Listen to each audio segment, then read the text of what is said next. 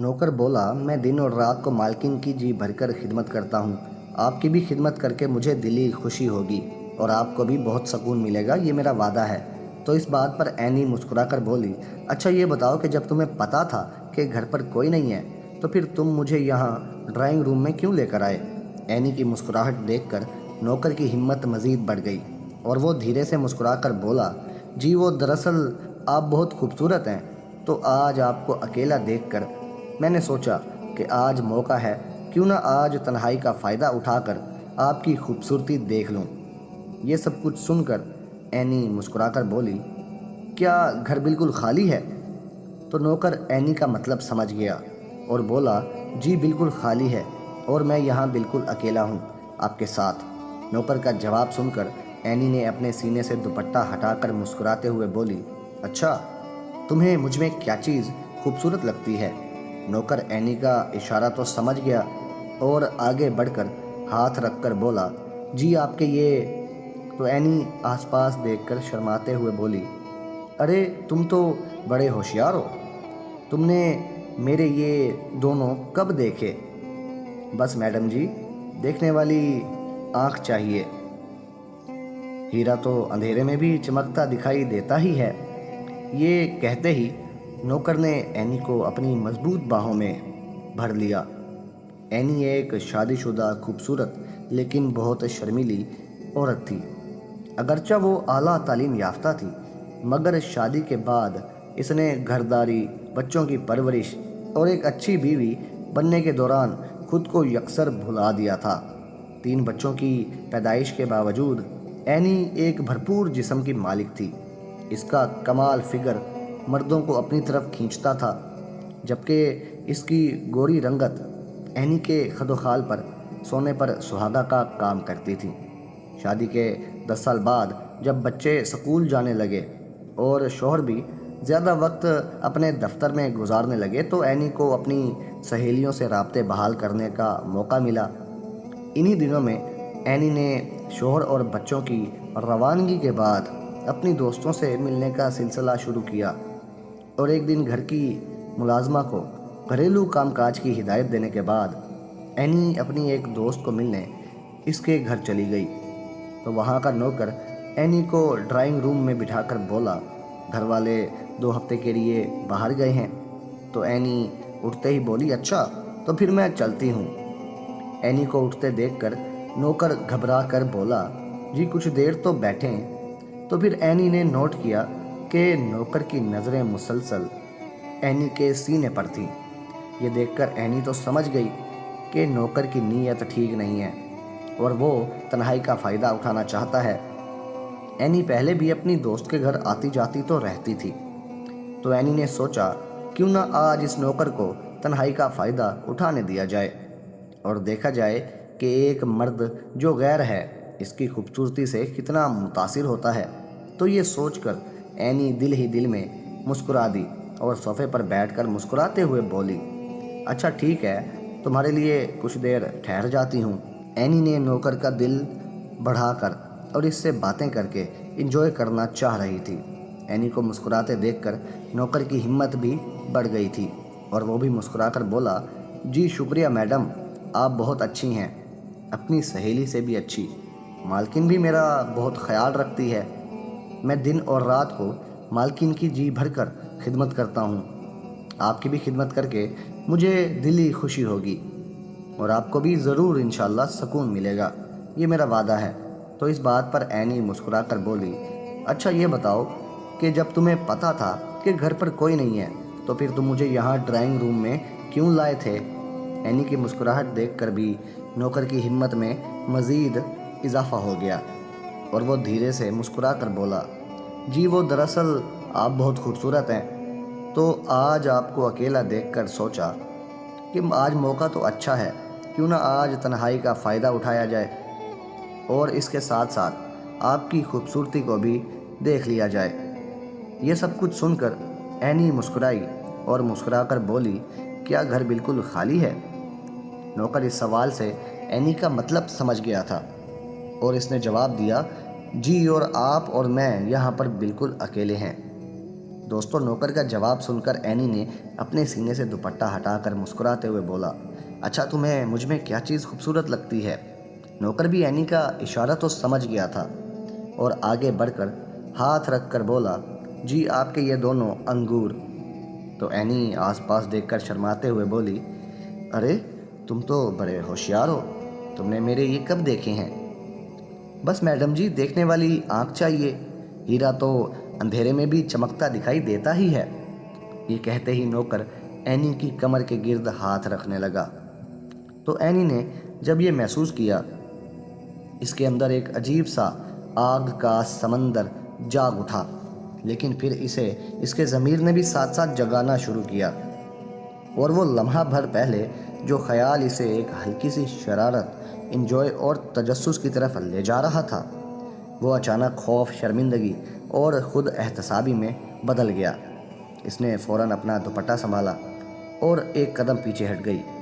کمرے کی خاموشی میں اس کے دل کی دھڑکن تیزی سے سنائی دینے لگی۔ اس نے نوکر کی طرف دیکھا، جس کی آنکھوں میں ایک عجیب سی ہوس تھی، مگر اینی کے چہرے کا بدلتا ہوا رنگ دیکھ کر وہ بھی کچھ گھبرا گیا۔ کیا ہوا میڈم جی؟ ابھی تو کچھ، بس کافی ہے، اینی نے آہستہ مگر مضبوط لہجے میں کہا اور اسی وقت کھڑی ہو گئی۔ اس کے ذہن میں ایک ہی خیال گردش کر رہا تھا کہ میں یہ کیا کرنے جا رہی تھی۔ اسے اپنی ذات پر ایک بوجھ سا محسوس ہوا۔ وہ دروازے کی طرف بڑھی اور بغیر پیچھے دیکھے باہر نکل آئی اور اپنے گھر واپس آ گئی۔ گھر پہنچ کر سیدھا اپنے بیڈ روم میں چلی گئی۔ اینی دروازہ بند کر کے کچھ دیر وہیں ٹیک لگا کر کھڑی رہی۔ اس کے ہاتھ ہلکے ہلکے کانپ رہے تھے اور اسے ساتھ ساتھ محسوس ہو رہا تھا جیسے وہ کسی خطرناک کنارے سے واپس پلٹی ہو، اور وہ آہستہ آہستہ چلتی ہوئی صوفے پر آ کر بیٹھ گئی۔ کمرے کی خاموشی میں اس کے دل کی آواز گونج رہی تھی، میں یہ کیا کرنے جا رہی تھی؟ یہ سوال اس کے ذہن میں بار بار گونج رہا تھا۔ اس نے اپنی آنکھیں بند کر لیں۔ اسے اپنا ماضی یاد آنے لگا، وہ دن جب وہ یونیورسٹی میں پڑھتی تھی، خواب دیکھتی تھی، اپنے مستقبل کے بارے میں سوچتی تھی۔ پھر اس کی شادی ہوئی اور رفتہ رفتہ وہ تمام خواب کہیں کھو گئے۔ اگلے چند دن اینی کے لیے بہت ہی عجیب و غریب گزرے۔ وہ بظاہر سب کچھ پہلے جیسا کر رہی تھی، بچوں کو تیار کرنا، کھانا بنانا، گھر سنبھالنا، مگر اندر کچھ بدل چکا تھا۔ ایک دن جب بچے اسکول گئے اور شوہر دفتر، تو گھر میں مکمل خاموشی چھا گئی۔ وہ کھڑکی کے پاس جا کر کھڑی ہو گئی۔ باہر زندگی رواں تھی، لوگ آ جا رہے تھے، گاڑیاں بھی گزر رہی تھیں، مگر اینی کے اندر جیسے وقت رک گیا تھا۔ اسی لمحے اس کی پرانی سہیلی نادیہ کا فون بھی آ گیا۔ اینی کہاں گم ہو آج کل؟ نادیہ نے ہنستے ہوئے کہا۔ اینی نے ہلکی سی مسکراہٹ کے ساتھ جواب دیا، بس زندگی میں مصروف ہوں یار۔ تو نادیہ نے اسی وقت محسوس کر لیا کہ کچھ تو ٹھیک نہیں ہے، مصروف ہو یا خود سے دور ہو گئی ہو۔ یہ جملہ اینی کے دل میں اتر گیا۔ اگلے دن اینی نادیہ سے ملنے گئی۔ کافی کے کپ کے ساتھ دونوں ایک خاموش لمحے میں بیٹھی ہوئی تھیں۔ آخر کار اینی نے وہ سب کچھ بتا دیا جو اس کے دل میں تھا، اپنی تنہائی، اپنے اندر کی خالی جگہ اور وہ واقعہ جس نے اسے جھنجھوڑ دیا تھا۔ نادیہ نے غور سے سنا، پھر اس سے بولی، اینی تمہیں کسی اور کی توجہ کی نہیں بلکہ خود کی پہچان کی ضرورت ہے۔ مگر میں نے تو سب کچھ چھوڑ دیا تھا، اینی نے دھیرے سے کہا۔ نہیں، تم نے تو کچھ نہیں چھوڑ دیا تھا۔ یعنی تو یہ الفاظ اینی کے لیے ایک آئینے کی طرح تھے۔ اس رات اینی نے اپنے شوہر سے بات کرنے کا فیصلہ کیا۔ کھانے کے بعد جب بچے سو گئے تو وہ اس کے پاس بیٹھی۔ ہم بات کر سکتے ہیں، اینی نے نرمی سے اپنے شوہر سے کہا۔ تو اس کے شوہر نے اپنا موبائل ایک طرف رکھا اور پوچھا کہ کیا بات ہے؟ اس پر اینی نے پہلی بار کھل کر بات رکھی۔ مجھے لگتا ہے ہم ایک ہی گھر میں رہتے ہوئے بھی ایک دوسرے سے دور ہو گئے ہیں، مجھے آپ کی کمی محسوس ہوتی ہے۔ شوہر نے گہرا سانس لیا اور کہا، میں سمجھتا ہوں اینی، مگر کام کا دباؤ بہت ہے۔